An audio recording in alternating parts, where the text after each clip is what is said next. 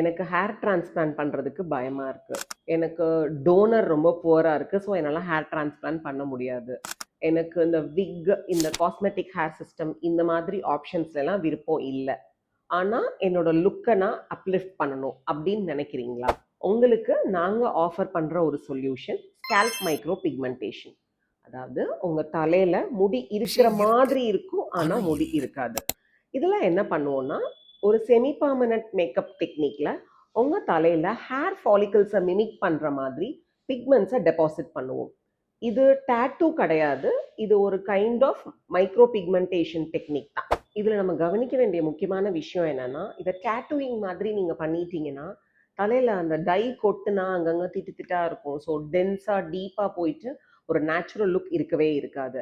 And இதில் use பண்ணுற இந்த இங்க்ஸ் வந்து ஒரு ஹை குவாலிட்டி இங்க்ஸாக இருக்கணும். அதர்வைஸ் என்ன ஆகும்னா கொஞ்ச நாளில் அது ஒரு ப்ளூயிஷாக க்ரீனிஷாக இந்த மாதிரிலாம் ஒரு ஆக்வர்ட் லுக் வர்றதுக்கான வாய்ப்பு இருக்குது. And technique, the technique is very very essential. ஏன்னா இது உங்களோட ஹேர் ஃபாலிகிள்ஸை மிமிக் பண்ணுற மாதிரி இருக்கணும்.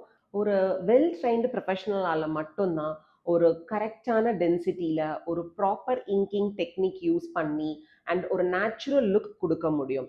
ஸ்கேல்ப் மைக்ரோ பிக்மெண்டேஷன் ஒரு செமி பர்மனன்ட் சொல்யூஷன் தான். நீங்கள் 2 years ஒன்ஸ் அதை டாப் அப் பண்ணும்போது ஒரு நேச்சுரல் லுக்கை உங்களால் கண்டினியூஸாக மெயின்டைன் பண்ண முடியும். ஒரு அஃபர்டபுளான ரேட்டில் ஒரு நல்ல natural looking scalp micro pigmentation வேணும்னு விருப்பப்படுறவங்க எங்கள் கிளினிக்கை விசிட் பண்ணுங்கள். For more details visit advance glow skin clinic. Keep glowing.